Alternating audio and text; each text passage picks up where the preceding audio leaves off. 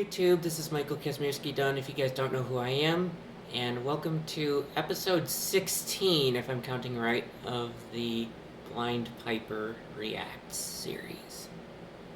Now, originally I was planning to react to maybe, a really hot pop singer, right? For example, Madeline Bailey or maybe Sabrina Carpenter or something like that. To tell people what the word hot means to me. Especially a girl, it basically means a girl with perfect pitch and a girl with an amazing vibrato, right? A vocal vibrato. Well, that changed, and I actually changed my mind, and I'm actually going to react to something totally different. And it wasn't anything Haley sent me, and if you guys don't know who Haley is, she's basically the coolest girl I've ever met in the world. I wish there were cooler girls like her, because she has perfect pitch, very musical. We have a ton in common, right?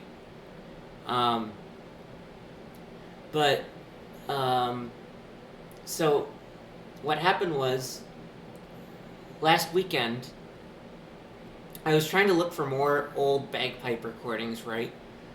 Because I like posting those on my YouTube channel, because they're not very popular and I want to make them kind of more known, right?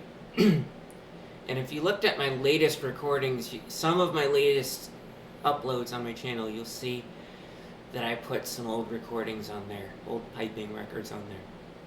Well, in the middle of trying to find some old bagpipe records, I actually stumbled across Barbershop quartet singing. And I've heard Barbershop quartet singing before, but I never really dove into it until that day. And as a piper, Barbershop is pretty enjoyable to listen to because there are 4 parts to each quartet. Quartet actually means 4 parts if you guys aren't that musical, whoever isn't really that musical. And basically, you have, in the case of, so there are all male quartets and all female quartets. I don't think it's usually mixed. So you have, in the case of a male quartet, you have countertenor, lead tenor, baritone, and bass. And the unique thing about Barbershop is that because it's just all a cappella, just voices, it's actually it actually became so stylized that what they do is whenever singers make a chord with all 4 parts, they actually tune themselves to match harmonics with each other, and that's exactly how bagpipes work, because the chanter actually has to match harmonics with the drones on every note to be properly tuned. And I actually mentioned that a zamponia, which is an Italian bagpipe, is probably, instrumentally speaking, the closest you can possibly get to Barbershop. 2 chanters, 2 drones, or sometimes even 3 different chanters. Sometimes they even have 2 chanters and 3 drones. And so it makes, bagpipes are perfect at ringing chords, as it's called. So ringing chords basically means the individual notes are so in tune that their harmonics just rattle and buzz together. And it just sounds like a one phantom note. Like it sounds like a 5th phantom note in the mix, even though they're just 4 voices. And so I discovered I wanted to find some like old Barbershop recordings, and the only 2 old ones I found were a top 10 Barbershop hits vinyl album from 1961, and another group called The Rascals it's undated, but I think it's also from the 60s. And so the first one I listened to were The Rascals.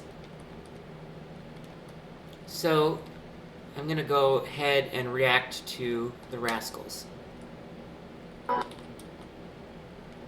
So here we go. So this is just going to be their first song off their album. Now, you may not be able to hear the fact that even in the short notes, they are very close to being harmonically tuned to each other. My friend Michelle Hellener described it as a human bagpipe. What do you think? A human bagpipe. I don't know the names of the actual parts, but here we go.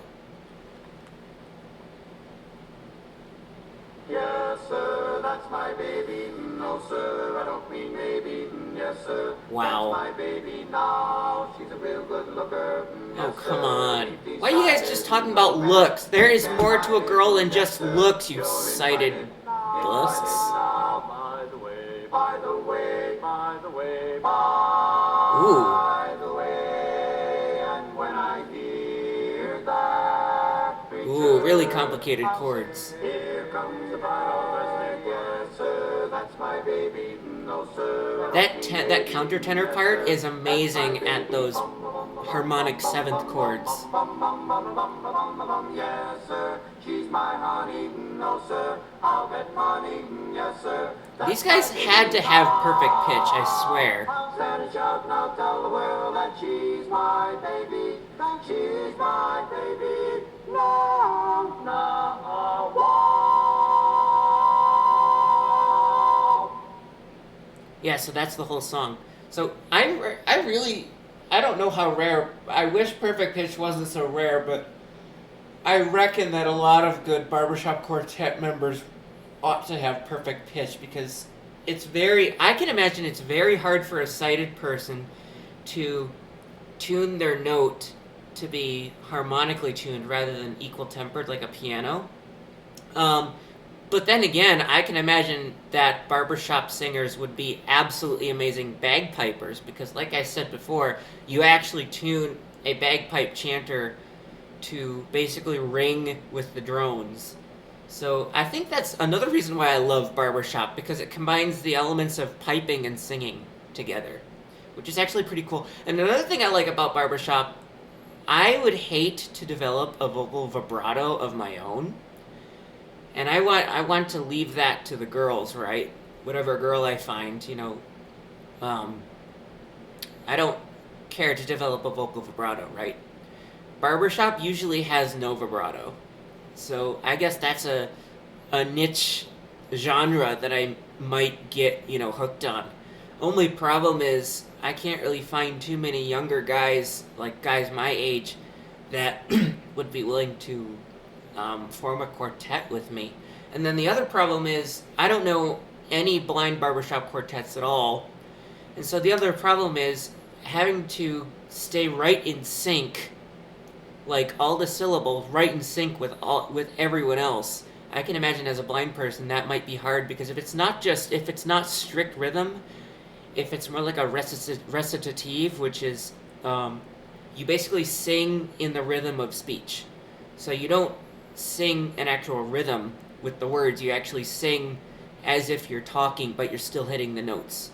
The only problem would be the recitative-like things because, it's not a strict rhythm. So, that's the only problem I can see if I were ever in a barbershop quartet, unless they were all blind. But my friend Zach, who loves barbershop quartets as well, he says he probably thinks they've just practiced hard enough that they just know it, like just by routine. So the second song I'd like to react to is the very first song on the 1961 Top 10 Barbershop Quartet's final album. Because I really like the words, and I really like... Now, don't worry, the words of that last one had nothing to do with how I feel about being single. That just happened to be their most perfectly tuned song that caught my attention.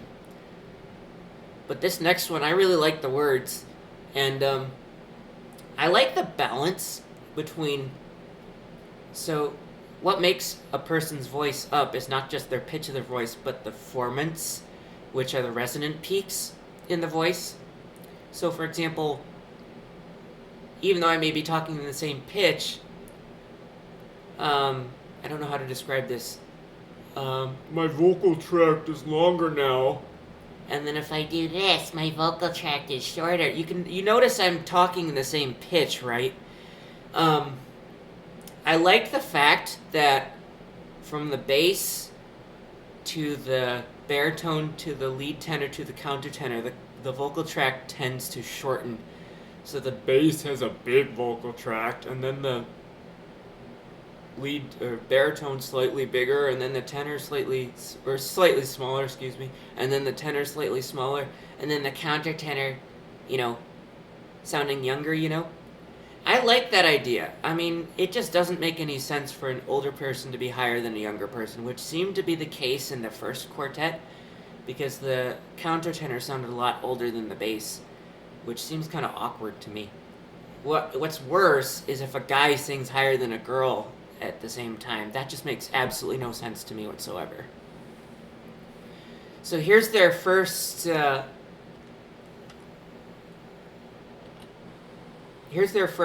I don't know the name of it, but I like the words.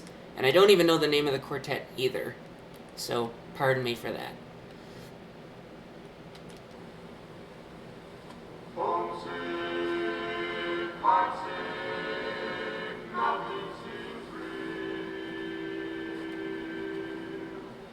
That's how I feel today. Pardon the scratchy vinyl.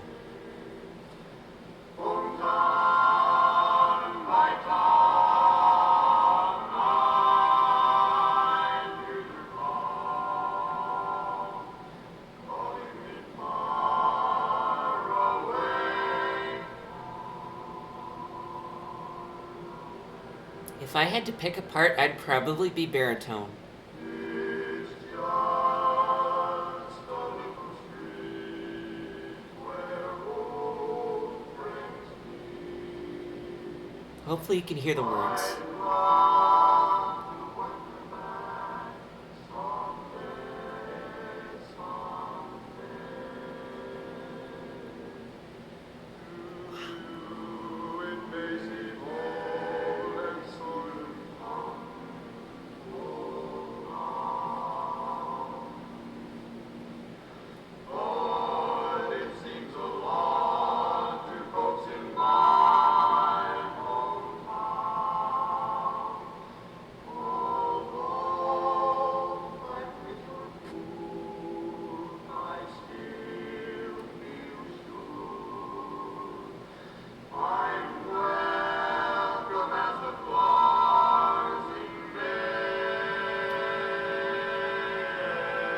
Ooh, I like how they slide from one chord to another. It's amazing.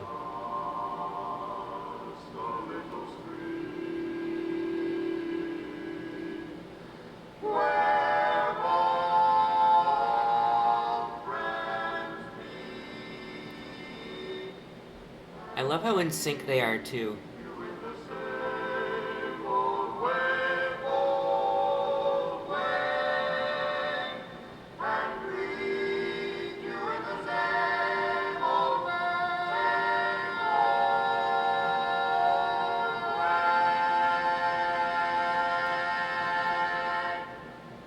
That was nice.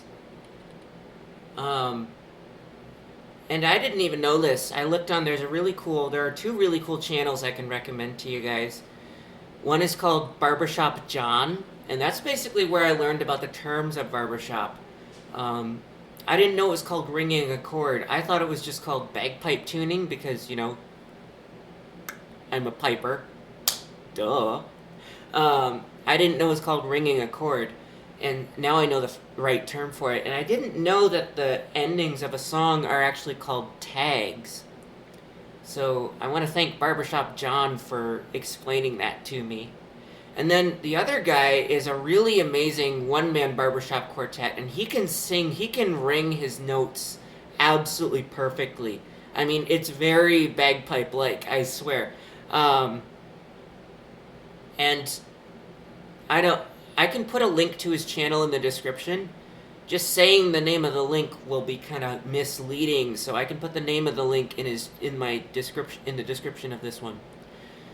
But yeah, I've just never been that hooked on barbershop until recently, and it just seems like a really amazing. It would open up an amazing opportunity for me because I'm not.